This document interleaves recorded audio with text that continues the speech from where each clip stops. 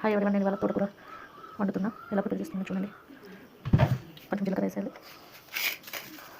ఎండుమిర్చి,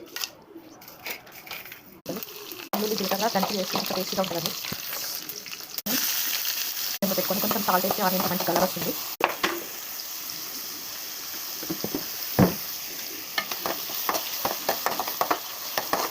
కాసేపు మగ్గనియాలి. పచ్చిమిర్చి వేద్దాం, కొంచెం వేగనివ్వాలి లో ఫ్లేమ్లో. టమాటా వేస్తున్నా, మీరు కావాలంటే వేయండి, లేకుంటే స్కిప్ చేసేయండి. టమాటా వేస్తున్నా. టమాటాలు ముక్కలు లేకుండా మగ్గాలంటే కొంచెం దాని మీద కొంచెం సాల్ట్ వేయండి. మళ్ళీ ట్యాప్ పెట్టేసి టమాటాలు మంచిగా మగ్గిపోతుంది. టమాటా మీద సాల్ట్ వేస్తే ఎంత త్వరగా మగ్గుతుంది చూడండి. ఏ కర్రీ వండినా టమాటా మీద కొంచెం సాల్ట్ వేయండి. టమాటా వేసినాక యాడ్ చేస్తున్నాను, ఎందుకంటే మా పిల్లలు ఇష్టంగా ఒకటి ఆకుకూర తినరు, ఇవి ఉన్నాయని తింటారు. సో నేను యాడ్ చేస్తున్నాను. కావాలంటే వేయండి, లేకుంటే స్కిప్ చేయండి. కానీ టేస్ట్గా ఉంటాయి, చాలా టేస్ట్గా ఉంటాయి. పసుపు, స్పూన్ వేస్తున్న కారం, ఎందుకంటే ఆల్రెడీ ఎండుమిర్చి పచ్చిమిర్చి వేసినాం కాబట్టి మేము ఎక్కువ కారమే తింటాం.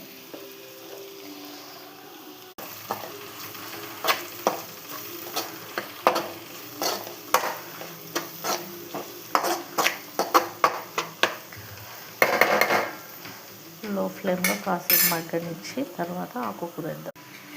మంచిగా కట్ చేసి కడిగేసిన గోయగూర సరే కలిపి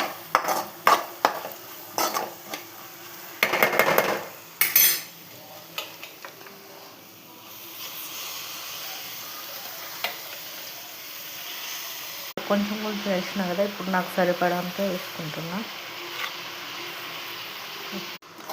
కలిపేసుకొని మంచిగా క్యాప్ పెట్టండి.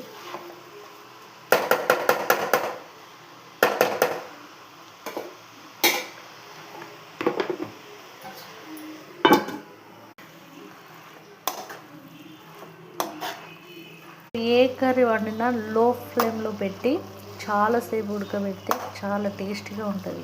ఏ కర్రీ వండినా సరే. సేపు అంటే ఒక 10 minutes వరకు ఉడకబెట్టాలి. లోపల వాటర్ మొత్తం లో ఫ్లేమ్లో ఇంకిపోయినంత వరకు ఉడకబెడితే అది టేస్టీగా ఉంటుంది ఏదైనా సరే.